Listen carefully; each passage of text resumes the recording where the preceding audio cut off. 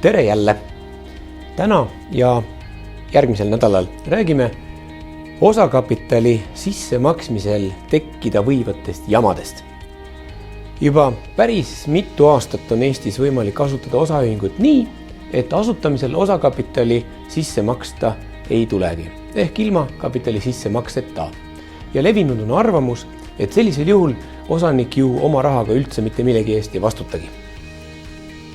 Tegelikult see nii ei ole, sest kui ühingu vara arvelt ei saa võlausaldaja oma nõuet täidetud, siis seadus ütleb, osanik vastutab tasumata sissemakse ulatuses ka isiklikult.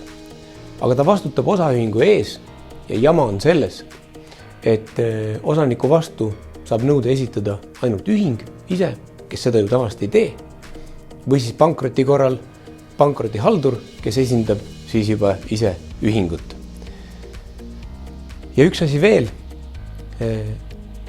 Riigikohus on öelnud, et osaühing võib selle nõude osaniku vastu loovutada kolmandale isikule, mis kõlab küll imelikult, aga tänane kohtupraktika on selline, mis tähendab, et osaühing võib selle sama kapitali sissemakse nõude loovutada võlausaldajale, kes sellisel juhul võib juba ise hageda osanikku ja nõuda selle tasumata sissemakse summa tasumist hoopistükkis endale.